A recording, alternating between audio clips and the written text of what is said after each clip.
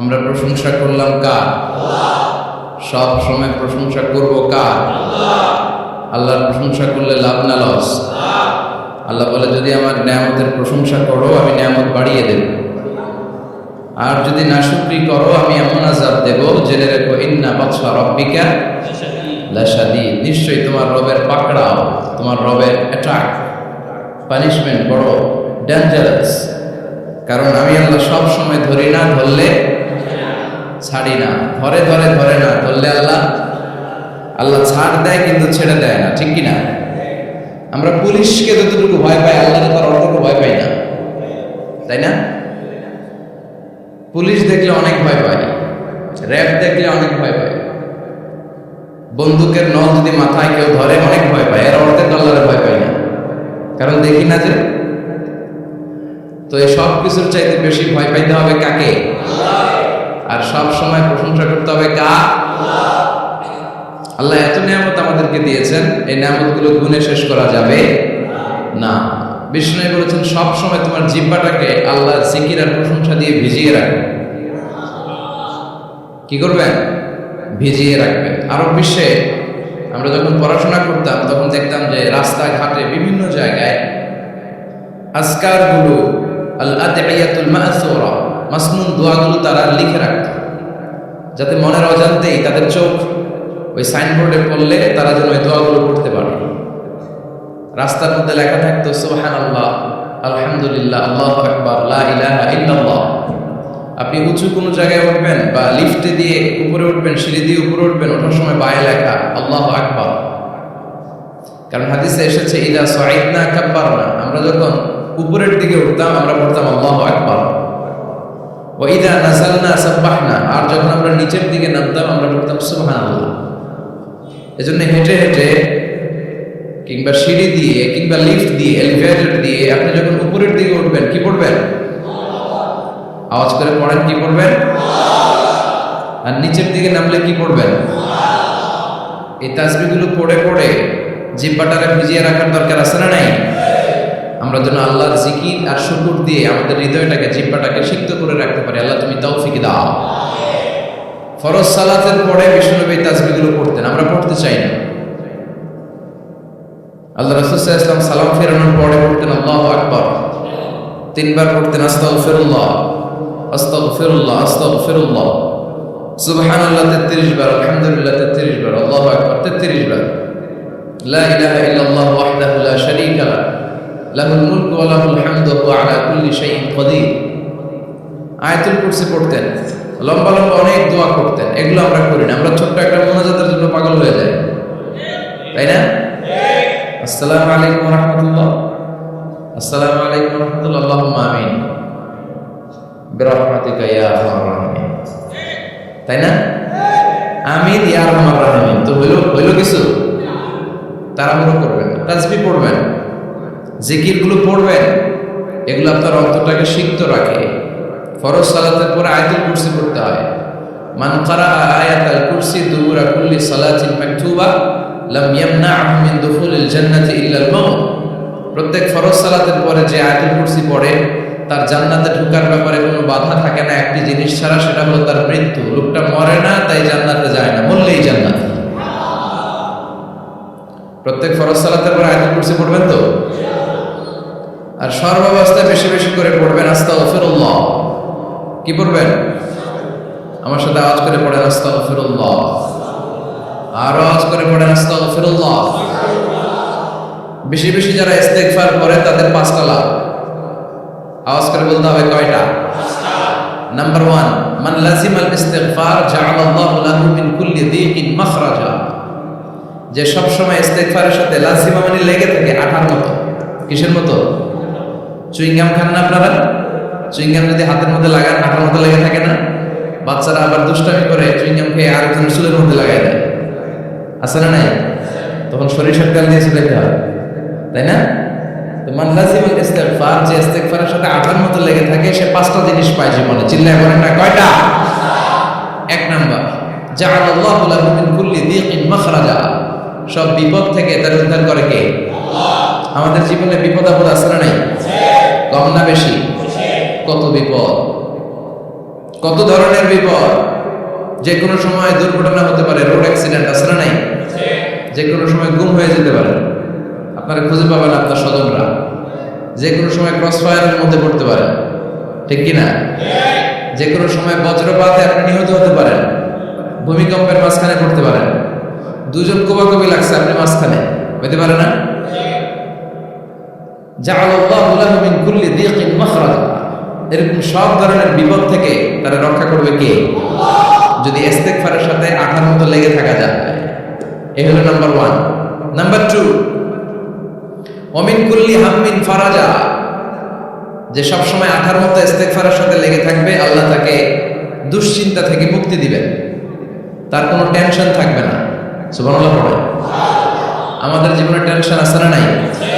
জীবন নিয়ে টেনশন, মরণ নিয়ে টেনশন, ক্যারিয়ার নিয়ে টেনশন, বাড়ি ভাড়ার টেনশন, বিদ্যুৎ বিলের দাম বেড়ে যাচ্ছে টেনশন, ঘরের মধ্যে শান্তি নাই টেনশন, দ্রব্যের দাম বাড়তেছে, বেতন কমতেছে টেনশন, ঠিক কিনা? এই টেনশন থেকে আপনাকে মুক্ত রাখবে কে? নাম্বার 3, ওয়ায়ারযুকহু মিন হাইসু লা ইয়াহতাসিব। এমন জায়গা থেকে আল্লাহ আপনাকে রিজিকের ব্যবস্থা করবে আপনি কল্পনাই করতে পারবেন না। রিজিক দেওয়ার মালিক কে? কেউ যেটা পারে না, পারে কে? এমন জায়গা থেকে রিজিক দিবেন আপনি কল্পনাই করতে পারেন না, আপনি হিসাবই করেন না যে এখান থেকে কিছু রিজিক আমি পাবো, কিন্তু আল্লাহ ব্যবস্থা করে দিয়েছে। সুবহানাল্লাহ পড়েন। 4 নাম্বার, যতক্ষণ ইস্তেগফারের সাথে আঠার মতো লেগে থাকবেন, আল্লাহর কোনো শাস্তি আপনার উপর আসবে না। ওমা কানাল্লাহু মুআযিবাহুম ওয়া হুম ইস্তাগফিরুন। যতক্ষণ আপনি ইস্তেগফার করবেন, আল্লাহর আযাব আপনার পাকড়াও করবে না। 5 নাম্বার হচ্ছে আল্লাহ আপনাকে মুস্তাজাবুদ দাওয়া বানিয়ে দিবে। মুস্তাজাবুদ দাওয়া মানে এমন ব্যক্তি, যে ব্যক্তি দোয়া করা মাত্রই দোয়া কবুল করে কে? সবসময় ইস্তেগফার করতে রাজি আছেন তো? আপনারা ইমাম আহমদ ইবনে হাম্বলের নাম শুনেছেন? আমরা ইসলামে 5টা মাযহাবের প্র্যাকটিস করি, কোরআন সুন্নাহর আলোকেই আমরা করি। হানাফি, শাফিঈ, মালিকি। 4 নাম্বারটা আপনারা বলেন। হাম্বলি, হানাফি, শাফিঈ, মালিকি, তারপরে হাম্বলি। এই হাম্বলি মাযহাবের ধারক এবং বাহক ইমাম আহমদ ইবনে হাম্বল। উনি অনেক বড় যুগ শ্রেষ্ঠ মুহাদ্দিস ছিলেন। একক স্বতন্ত্র হাদিসের কিতাব হিসেবে পৃথিবী খ্যাত যে হাদিসের কিতাবটা, যেটার মধ্যে সবচাইতে বেশি সংখ্যক হাদিস আনা হয়েছে, মুসনাদ আহমদ ইবনে হাম্বল, এটার রচয়িতা উনি। সুবহানাল্লাহ পড়েন। প্রায় 40,000 হাদিসের কালেকশন এই কিতাবের ভিতরে আছে। এই হাদিস কালেকশনের জন্য ইমাম আহমদ ইবনে হাম্বল বছরের পর বছর, যুগের পর যুগ, শহর থেকে গ্রাম, গ্রাম থেকে শহর চষে বেরিয়েছেন। ওনার শেষ জীবনটা উনি হাদিস সংগ্রহের কাজে ব্যয় করেছেন। একবার এক সফরে তিনি রাত্রিবেলা বেরোলেন। ইস্তেগফার করলে যে কি করে মানুষ মুস্তাজাবুদ দাওয়া হয় শুনে। রাত্রিবেলা সফরে তিনি বেরোলেন, হাদিস সংগ্রহের সফর। পথিমধ্যে এক মসজিদে মাগরিবের নামাজ পড়লেন, এশার নামাজ পড়লেন। প্রচন্ড শীত। তিনি ভাবলেন আজকের রাতটা মসজিদেই কাটায় দেয়। ফজরের সালাত পড়ে তারপরে বেরোলেন। ব্যাগ থেকে কাঁথা বের করে তিনি শুয়ে পড়লেন। কিন্তু মসজিদের দারোয়ান এসে বলে, মসজিদে তো থাকা যাবে না, আপনি বের হন। ইমাম আহমদ ইবনে হাম্বল বললেন, আমি বৃদ্ধ মানুষ, প্রচন্ড শীত, কই যাব? আমি ফজরের মুসল্লি, ফজর নামাজই মসজিদে পড়ব, আমার বাজার তুমি থাকতে দাও। দারোয়ান বলেন, নো, থাকা যাবে না, মসজিদে থাকা যাবে না, বের হন, নাহলে গাছটি সহ বের করে দেবে। চিনে নাই এটা যে ইমাম আহমদ ইবনে হাম্বল, সে বুঝতে পারে নাই।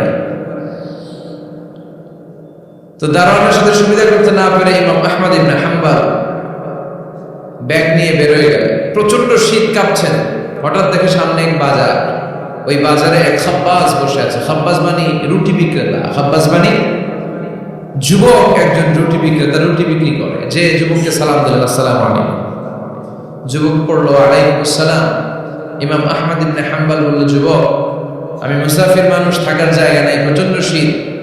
এই যে তুমি চুলার মধ্যে উনুনে রুটি বানাচ্ছ, আমি যদি তোমার চুলার পাশে বসে রাতটা কাটাই, তোমার কোনো সমস্যা হবে?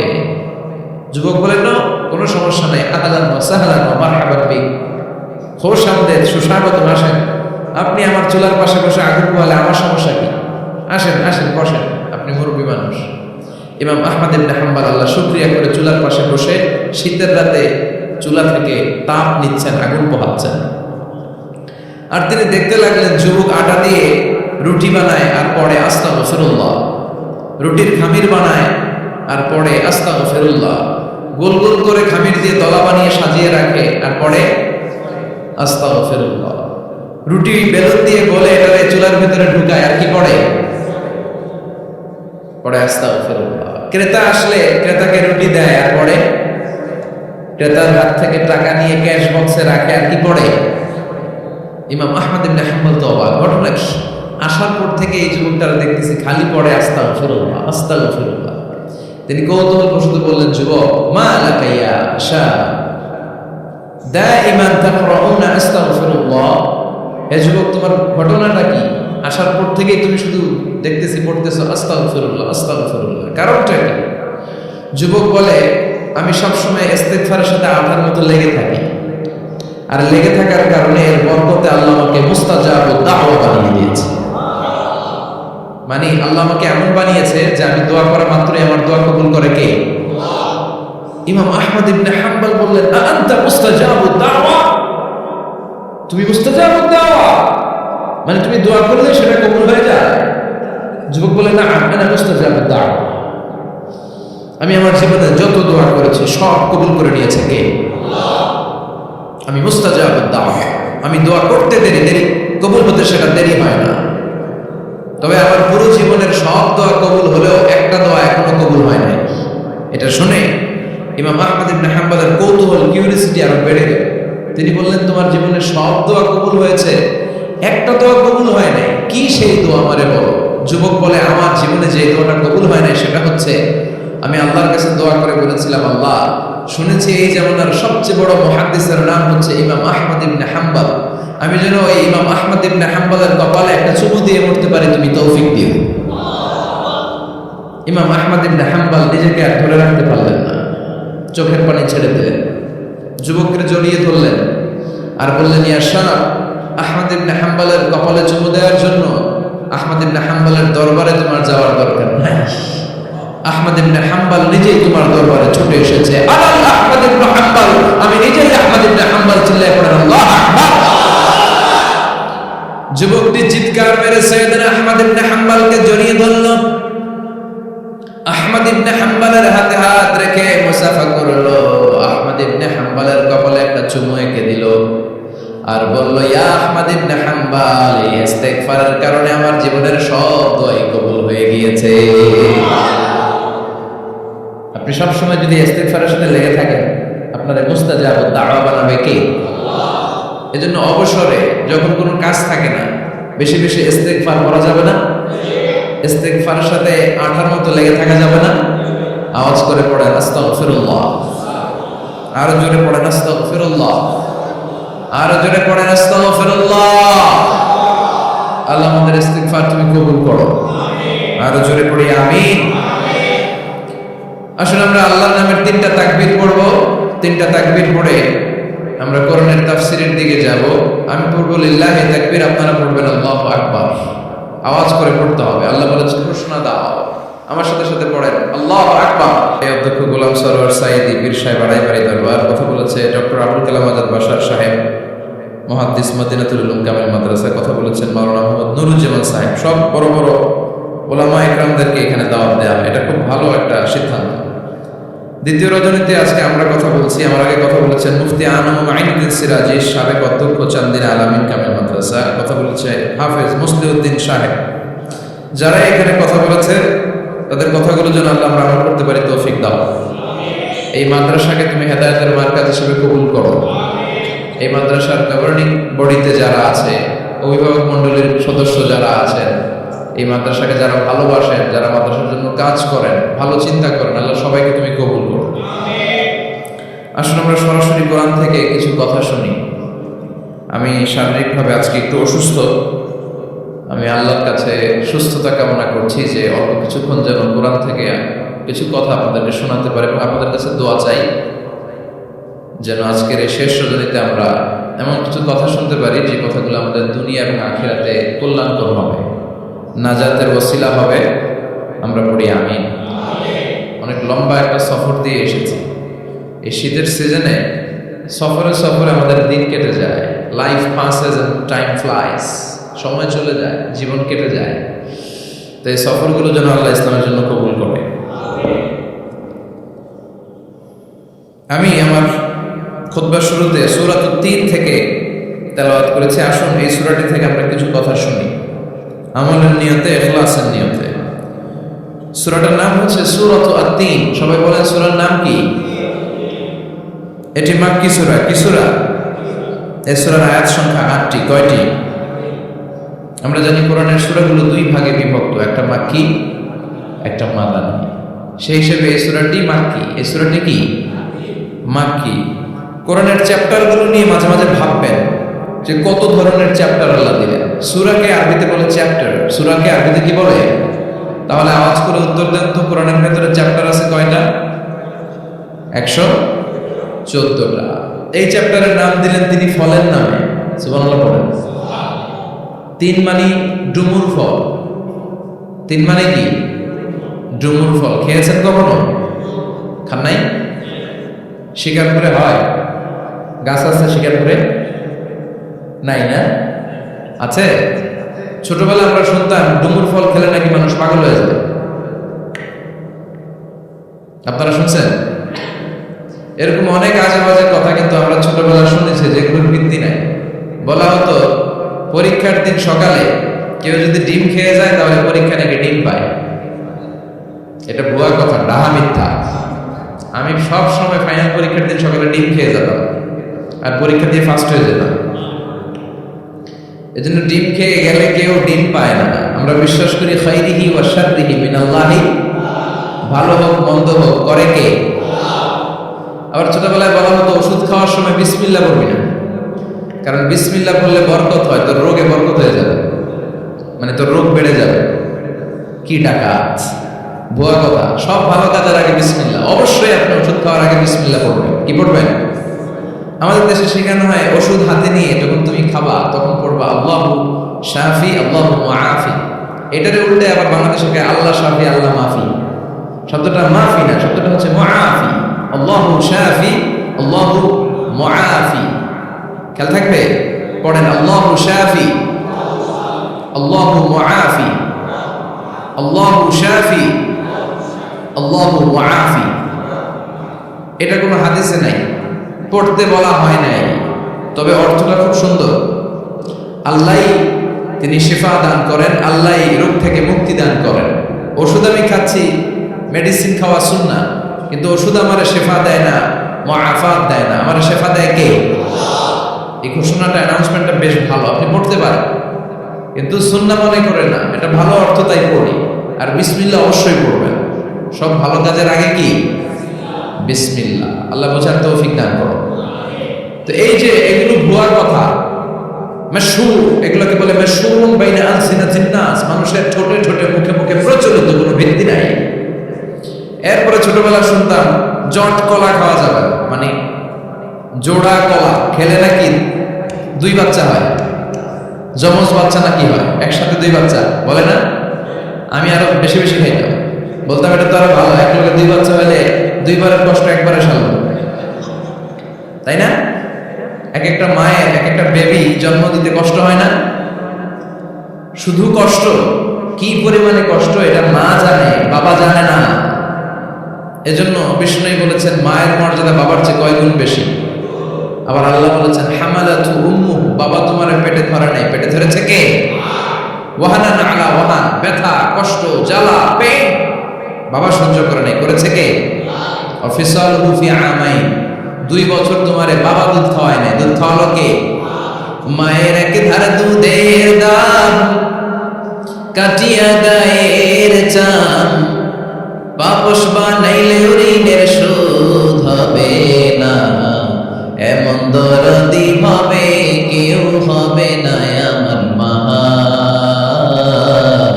গো, এমন দরদি হবে কেউ হবে না আমার মা গো।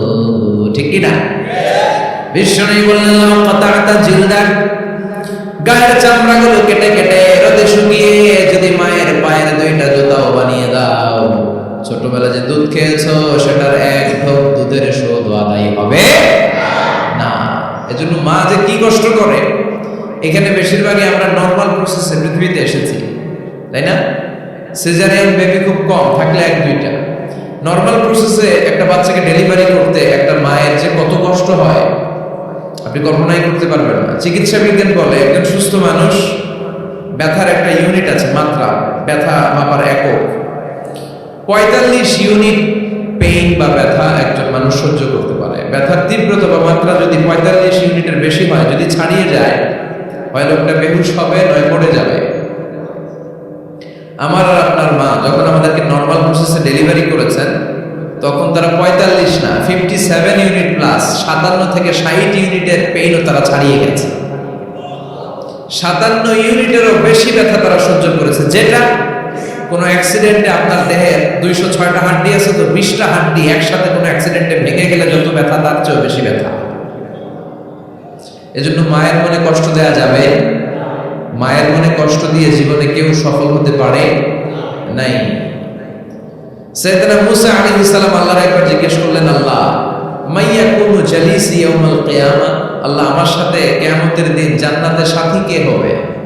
আল্লাহ বললেন, জালিসুকা ফিল জান্নাতি জাযা, তোমার সাথী হবে কিয়ামতের দিন বিচার শেষে জান্নাতে যখন ঢুকবে, তোমার সাথী হবে একজন কসাই। কসাই চিনেন? কি করে? গোশত কাটে। সাইয়েদনা মুসা আলাইহিস সালাম অবাক হলেন, ঘটনা কি? কসাই, আমি হইলাম নবী আর আমার সাথে জান্নাতে থাকবে? How come it's possible? এটা কিভাবে সম্ভব? আল্লাহ বললেন, নিজেই দেখে আসো এটা কেমন কসাই। সাইয়েদনা মুসা আলাইহিস সালাম ছদ্মবেশে কসাইয়ের দোকানে দাঁড়িয়ে রইলেন। দেখলেন স্পেশাল বিশেষ কোনো আমল নাই, কসাই শুধু গোশত কাটে, গোশত বিক্রি করে। দিন শেষে দোকান বন্ধ করে প্যাকেটের ভেতরে গোশত নিয়ে বাড়িতে রওনা হয়েছে। বাড়ির ভেতরে ঢুকে যাওয়ার পর সাইয়েদনা মুসা আলাইহিস সালাম ঘরের দরজার কড়া নাড়লেন। কসাই বলে, মান আনতা, তুমি কে? মুসা আলাইহিস সালাম বললেন, আনা মুসাফির, আমি মুসাফির, থাকার জায়গা নেই, আপনি যদি থাকার জায়গা দেন আপনার বাড়িতে থাকবেন। কসাই বলে, আসেন। সাইয়েদনা মুসা আলাইহিস সালাম ঢুকলেন। কসাই বলে, এই ঘরে একটু থাকেন, ওই ঘরে আমার একটু কাজ আছে।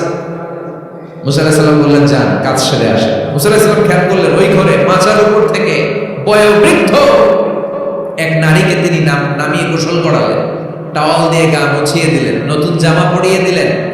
এরপর দোকান থেকে আনা সুন্দর গোশতের টুকরাটারে নিজ হাতে কেটে রান্না করলেন। তারপর রুটি বানালেন, আর গোশত আর রুটি হাতে নিয়ে ওই মহিলার মুখে তুলে দিচ্ছেন। মহিলা খাচ্ছে, খায় আর বিড়বিড় করে কি যেন দোয়া পড়ে।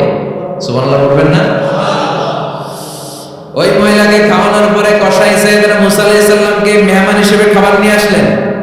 বললেন, ও পথিক, খাবার খান, সকালবেলা আপনিও চলে যাবেন, আমিও যাব আমার দোকানে, খেয়ে আপনি ঘুমিয়ে পড়েন। মুসা আলাইহিস সালাম বললেন, ততক্ষণ পর্যন্ত তোমার আনা খাবারে আমি হাত দিব না, যতক্ষণ না তুমি বলবা ওই মহিলাটাকে। কসাই বলে, হাদিহি উম্মি, এটা আমার মা। হাদিহি উম্মি, এটা আমার মা। এই দুনিয়া, এই মা ছাড়া আমার কেউ নাই, আমিও ছাড়া আমার মায়ের কেউ নাই। তাই প্রতিদিন দোকানের কাজ শেষ করে গোশত এনে রান্না করে আমার মারে আমি খাওয়াই। হাদিহি উম্মি, এটা আমার জনম দুঃখিনী মা। সাইয়েদনা মুসা আলাইহিস সালাম, বুঝলাম তোমার মা, কিন্তু তুমি যখন রুটি তোমার মায়ের মুখের ভেতরে তুলে দিচ্ছিলে, তোমার মা বিড়বিড় করে কি যেন পড়লো। কি পড়ে তোমার মা? কসাই বলে, আমার মায়ের একটা পাগলা দোয়া আছে। কি দোয়া? আমি জানি কশিন কালে এই দোয়া কবুল হবে না। আবেগের বশবর্তী হয়ে প্রতিদিন আমার মা আমার খেদমতে আমার উপর এত সন্তুষ্ট হয়ে যায়, এত খুশি হয়ে যায়। আমার মা প্রতিদিন বলতে থাকে, আল্লাহুম্মা জাআল ইবনি জালিসা মুসা ইয়াউমাল কিয়ামা। ও আল্লাহ, আমার ছেলের খেদমতে আমি এত সন্তুষ্ট, আমার ছেলের উপর আমি এতটাই রাজি খুশি। শুনেছি এই জামানার সবচাইতে বড় পয়গম্বর, বনি ইসরাইলের সবচাইতে বড় নবী, ওই নবীর নাম নাকি মুসা। ও আল্লাহ, আমি এত কিছু জানি না, এত কিছু বুঝি না, এত কিছু চাই না, তোমার দরবারে শুধু একটাই চাওয়া, একটাই ফরিয়াদ, তুমি আমার ছেলেরে কিয়ামতের দিন মুসার সাথে হাসর নসিব করে দিও। আমার ছেলে কসাই ছেলেটারে তুমি মুসার জান্নাতের সাথী বানিয়ে দিও। আল্লাহুম্মা জাআল ইবনি জালিসা মুসা ইয়াউমাল কিয়ামা। জালিস মানে ফ্রেন্ড, বন্ধু। আল্লাহ, জান্নাতে আমার ছেলেরে তুমি মুসার বন্ধু বানিয়ে দিও। মুসা আলাইহিস সালাম এবার বুঝতে পারলেন। তিনি বললেন, ঘটনা তো এই জায়গায় এত মুফাসসির যাবে না, হাফেজে কোরআন যাবে না, শহীদরা যাবে না, ওলিরা যাবে না, নবীরা যাবে না, আমার সাথে জান্নাতে যাবে কসাই। এটা মায়ের দোয়া। কার দোয়া? মায়ের দোয়ার দরকার আছে না নাই? অনেক পাওয়ারফুল মায়ের দোয়াটা। বুলেট মারলে বুলেট মিস হয়, মায়ের দোয়া মিস হয়? ড্রোন হামলা করলে ড্রোন হামলা মিস হয়ে যেতে পারে, কিন্তু মায়ের দোয়া কঠিনকালে মিস হয় না। চিল্লায় বলেন ঠিক কিনা? মায়ের দোয়াটাও কবুল, বদদোয়াও কবুল। ভয়ঙ্কর কিন্তু মা দোয়া করলে কবুল হয়, কিন্তু বদদোয়া করলে কবুল হয় না। এরকম হলে ইট ওয়াজ নট বিগ ডিল, এটা বড় সমস্যা ছিল না। কিন্তু দোয়া করলেও যেমনি কবুল, বদদোয়াটাও কবুল। এজন্য খবর আছে না নাই? এজন্য মায়ের কাছ থেকে সবসময় দোয়া নিতে হবে। দোয়া নিতে রাজি আছেন? আমাদের সমাজে এরকম অনেক ধরনের কুসংস্কার। 2 কলা খেলে 2 বাচ্চা হয়, তাই না? আসলে কি কথাটা ঠিক? বাচ্চা একটা হবে না, 2টা হবে। ছেলে হবে না মেয়ে হবে, এটা কে দেয়? আবার অনেকের মাথার চুলের মধ্যে 2টা গিট থাকে, আছে না নাই? 2 গিট থাকলে কত? 2 বিয়া। 3 গিট থাকলে 3 বিয়া। গিট নাই কত? বিয়া নাই, আছে না নাই? এগুলো মুসলমান বিশ্বাস করতে পারে? মুসলমান বিশ্বাস করে একজনকে, তিনি কে? তো এই 3 ফল এটা খেলে মানুষ পাগল হয়ে যায় না, এটা স্বাস্থ্যকর একটা খাবার। বাংলাদেশের 3 আর আরব দেশের 3-এর পার্থক্য আছে। আরব দেশের 3 খুব সুস্বাদু। তো এই 3-এর নামে আল্লাহ একটা সূরা দিলেন। সূরার নাম হচ্ছে সূরাতুত তিন। সূরার নাম এরকম অনেক নামে আল্লাহ সূরা দিয়েছেন। খেয়াল করে দেখবেন, মানুষের নামে সূরা দিয়েছেন, সূরাতুল ইনসান, সূরাতুন নাস। আবার ইন্ডিভিজুয়াল 6 জন পুরুষ মানুষের নামে সূরা দিয়েছেন, 6 জন নবীর নামে, একজন ওলির নামে। সূরা হুদ, সূরা ইউসুফ, সূরা ইউনুস, সূরা মুহাম্মদ, সূরা ইব্রাহিম, সূরা নূহ, আছে না নাই? আবার সূরা লোকমান, আছে না নাই? মানুষের নামে সূরা, তাই না? তো 7 জন পুরুষের নামে সূরা, আর মাত্র 1 জন নারীর নামে আল্লাহ সূরা দিলেন। বলেন তো সূরাটার নাম কি? মারিয়াম। তো রেশিওটা কম হয়ে গেছে না? পুরুষ 7 জন, নারী 1 জন। নারীরা যাতে রাগ না করে, নারীদেরকে বুঝ দেওয়ার জন্য আল্লাহ সব নারীদের নামে আলাদা একটা সূরা দিলেন। সূরার নাম, তার মানে আল্লাহ নারীকে খুশি রাখতে চায়, বিশ্বনবীও নারীদেরকে খুশি রাখতে চায়। আমরা অনেকে বলে, হুজুর আপনি নারীদের পক্ষে কথা বলেন বেশি। আমি সবার পক্ষেই বলি, যার যেটা অধিকার তাকে সেটা দিতে হবে, ঠিক কিনা? নারীরা সম্মানিতা, তাদেরকে সম্মান দিতে হবে। বিশ্বনবী তাদেরকে সম্মান দিতেন। মা আয়েশাকে বিশ্বনবী সবসময় আগে সালাম দিতেন। সুবহানাল্লাহ পড়েন। খাদিজা রাদিয়াল্লাহু তাআলা আনহাকে আল্লাহ তাআলা আরশের উপর থেকে সালাম পাঠিয়েছেন। এজন্য নারীদেরকে সালাম দিবেন বেশি বেশি। ঘরে সুখ শান্তি নাই, অনেকে বলে ঘরটা নাকি জাহান্নামের টুকরা, কারণ সালাম নাই। সালাম মানে শান্তি। সালাম মানে কি? সালাম সালাম হাজার সালাম সকল শহীদ স্মরণে, আমার হৃদয় রেখে যেতে চাই তাদের স্মৃতির চরণে। পড়েন আমিন। সালাম মানে চিল্লায় বলেন। জান্নাতের যখন জান্নাতে ঢুকবে, ফেরেশতারা জান্নাতদেরকে কি বলবে? সালাম, শান্তি। Enter the paradise with peace and security. শান্তি এবং নিরাপত্তার সাথে জান্নাতে ঢুকে যান। এজন্য ঘরটাকে শান্তিময় বানাতে চাইলে সালাম দিতে হবে। কি দিতে হবে? আজ থেকে স্ত্রীকে সালাম দিবেন তো ইনশাআল্লাহ। পড়েন। আমার মাইকের আওয়াজ যদি বোনদের কানে যায়, মাদের কানে যায়, আপনাদেরও বলি, আপনারাও আগে আগে সালাম দিবেন। এই দৃশ্য বাচ্চারা দেখলে বাচ্চারাও সালাম শিখবে, ঠিক কিনা? মা খাদিজার ব্যাপারে আল্লাহ বলেছেন, জিবরাইল তুমি যে খাদিজারে আমার পক্ষ থেকে সালাম দিয়ে দাও, আর খাদিজারে বলে দাও জান্নাতে খাদিজার জন্য এমন ঘর আমি প্রিপেয়ার করে রেখেছি যে ঘরের ভিতরে কোনো নয়েজ নাই, কোনো আওয়াজ নাই, কোনো ডিস্টার্ব নাই, আছে শান্তি। সুবহানাল্লাহ। কারণ বিশ্বনবীর জন্য খাদিজা নিজের ঘরটার এরকম নয়েজহীন, কোলাহল মুক্ত, শান্তিময় করে রেখেছিলেন। বিশ্বনবী কোলাহলপূর্ণ দাওয়াতি কাজ শেষ করে যখন ঘরে যেতেন, কলিজাটা ঠান্ডা হয়ে যেত। বিশ্বনবীর জন্য এমন একটা ঘর রেখেছিলেন মা খাদিজা, ওই ঘরে বিশ্বনবী যখন প্রবেশ করতেন, বাইরে যত মারপিট হয়েছে, মারামারি হয়েছে, কাফেরদের যত অত্যাচার সহ্য করেছে, ঘরে ঢোকার সাথে সাথে নবী সব ভুলে যেতে। এত মায়া, শান্তি, প্রশান্তির ঘর খাদিজা বানিয়েছিল। এজন্য আল্লাহ বলেছে, জিবরাইল খাদিজারে বলো খাদিজার জন্য